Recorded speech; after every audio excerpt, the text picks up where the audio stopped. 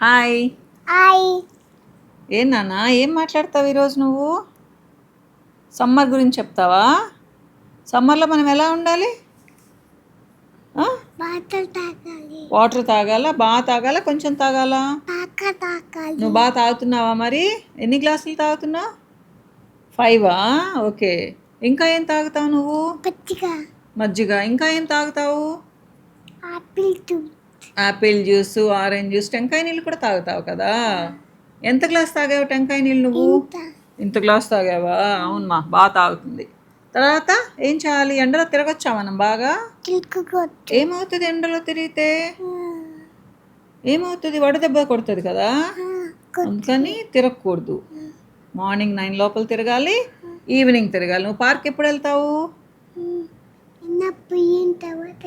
ఎండ పోయిన తర్వాత వెళ్ళి బాగా ఆడుకొని వస్తావు కదా. అందరికి అదే చెప్పు, ఎండలో తిరగొద్దు అని చెప్పు. ఇంకా వాటర్ బాగా తాగాలి,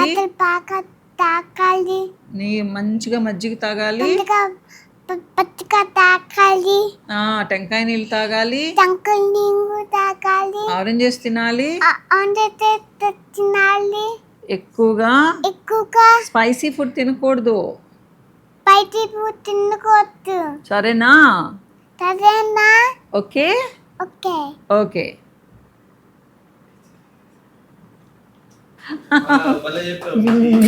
బంగారు తల్లి. హాయ్ మా.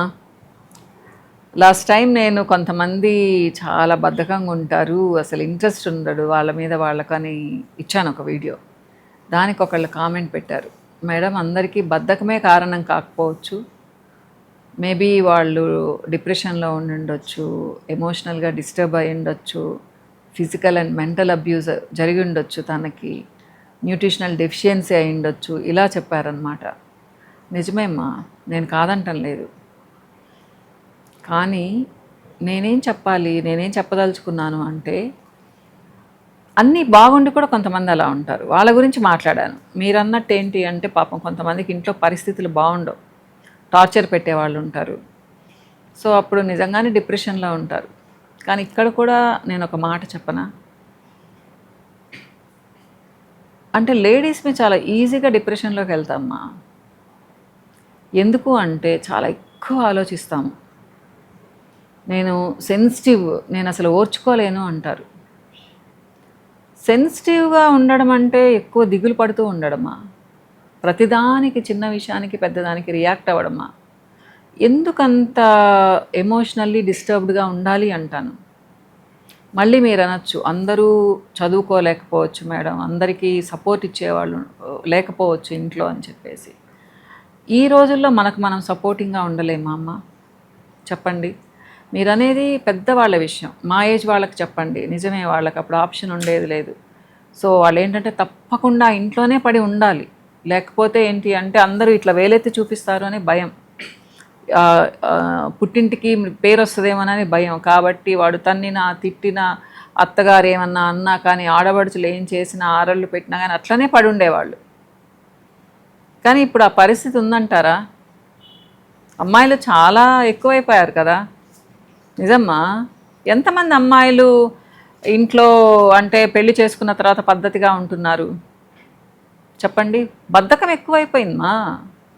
మీరేమన్నా అనుకోండి, చదువులు ఎక్కువైపోయాయి, సంపాదించడం ఎక్కువైపోయింది అంటే మీరు అనొచ్చు, మరి అబ్బాయిలు సంపాదిస్తున్నారు, వాళ్ళు ఏం పనులు చేయడం లేదు కదా అంటే మనం పోటీ పెట్టుకోవాలా వాళ్ళతో? ఇల్లు చక్కదిద్దుకోవాలి అనే ఇది మనకు ఉండొద్దా? మన ఇల్లు అని అనుకోవద్దా? మీరు అనొచ్చు అబ్బాయిలకు కూడా ఉండాలి కదా అంటే వాళ్ళకు ఉండదు అంటే మనం కూడా వదిలేద్దామా? ఎప్పుడు కూడా నేనేం చెప్తాను అంటే, మన మీద మనకు ఇంట్రెస్ట్ ఉండడం అంటే, ఇల్లును ఏదో తాజ్ మహల్ లాగా డెకరేట్ చేసి పెట్టాల్సిన అవసరం లేదు, నీట్గా ఉంచుకోవాలి కదా. మీరు జాబ్ చేస్తున్నారు నిజమే, మీకు 2 కూరలు చేసే తీరిక లేదు, ఒక కూర చేసుకోవచ్చు కదా, పెరుగు సేమియా వేసుకోవచ్చు కదా, ఏదో ఒక చట్నీ వేసుకొని తినొచ్చు కదా. ప్రతి పూట బయట నుంచి ఎందుకు తెప్పించుకొని తినాలి? బ్రేక్ఫాస్ట్ ఏదో ఒకటి తినొచ్చు కదా, ఫ్రూట్స్ తినేసి వెళ్ళొచ్చు, ఒక ఎగ్ తినేసి వెళ్ళొచ్చు కదా, కొంచెం ఉదయాన్నే లేవచ్చు కదా. మీరు 5:30, 6కి లేచారు అంటే నైట్ షిఫ్ట్లు ఉండే వాళ్ళని వదిలేయండి మా.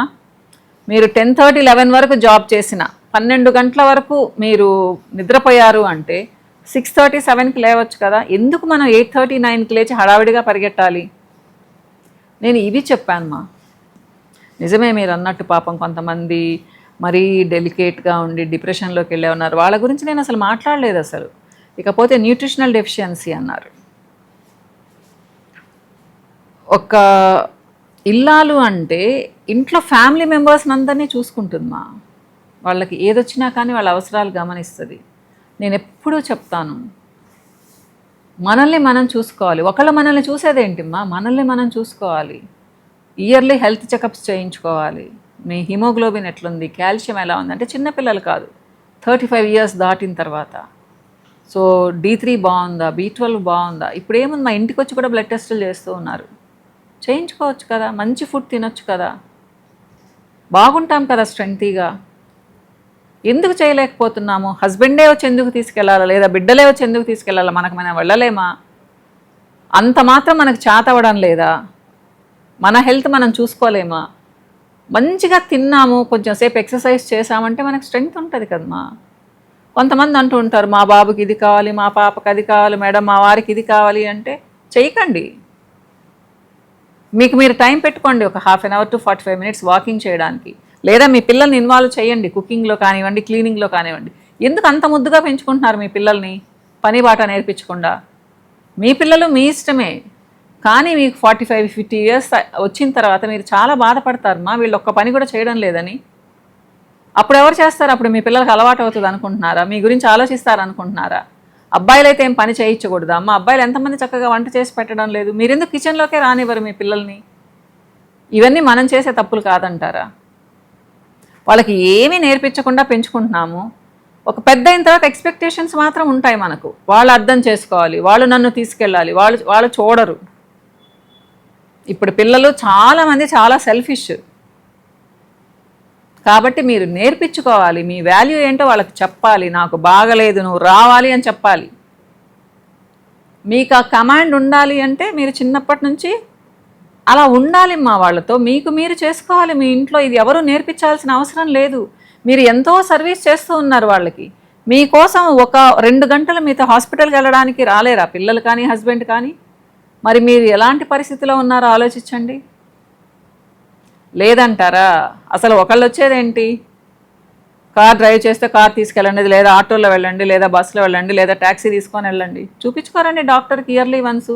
మీకోసం మీరేమి 365 రోజుల్లో ఒక్కరోజు మీకోసం స్పెండ్ చేయలేరా మీరు? ఇవన్నీ ఏం చెప్తాను అంటే, మనకు మనం ఏదో అనుకునేసి సర్ది చెప్పుకునేసి వదిలేస్తాం దాన్ని. నిజంగా మన ఫ్యామిలీ మీద మనకు ఇంట్రెస్ట్ ఉంటే, ప్రేమ ఉంటే మనకు మనమే చూసుకుంటాం. ప్రేమ అంటే మీరు అనొచ్చు, ప్రేమ లేకుండా ఎట్లుంటుంది మేడం, లేదా మమ్మల్ని పట్టించుకోలేదంటే వాయించి పారేయండి ఇంట్లో. ఇంత చేస్తున్నాను మీరు నా కోసం రాలేరా అని చెప్పేసి. ఆ గట్స్ మీకు ఉండాలి మా. నేర్చుకోవాలి అవి. మీరు అది కూడా చెప్పడం లేదు, 50 ఏళ్ళు వచ్చినా అంటే మీరు చేతకాని వాళ్ళ కిందే లెక్క. అంతే కదా? మీరంతా సర్వీస్ చేస్తుంటే కూడా మీ ఇంట్లో వాళ్ళు ఎవరు మిమ్మల్ని పట్టించుకోవడం లేదంటే మీ బ్రతికేంటో ఆలోచించుకోండి మీరు. మళ్ళీ చెప్తున్నాను, మీరు చాలా సీరియస్గా ఆలోచించాల్సిన విషయం ఇది. డిప్రెషన్లోకి వెళ్ళకండి. నాకు కూడా ఇంపార్టెన్స్ ఇవ్వాలి అని బెట్టుగా ఉండడం నేర్చుకోండి. లేకపోతే మీకు ఇంపార్టెన్స్ ఇవ్వరమ్మా. మీరు జరిపినన్ని రోజులు జరిపించుకుంటూనే ఉంటారు. ఎవ్వరికేం బాధ ఉండదు. మీకు 70 ఏళ్ళు వచ్చినా మీరు ముక్కుతా మూలుగుతా వంటలు చేసి పెడుతూ ఉంటాడు. అబ్బా నీ వంట భలే ఉందమ్మా అంటూ తింటారు పిల్లలు, మీ హస్బెండ్.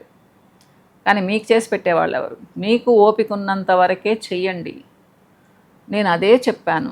ఆ చేసేది ఇష్టంగా చేయండి. ఇష్టంగా ఎప్పుడు చేస్తారు? మీరు స్ట్రెంగ్తీగా ఉన్నప్పుడు చేస్తారు.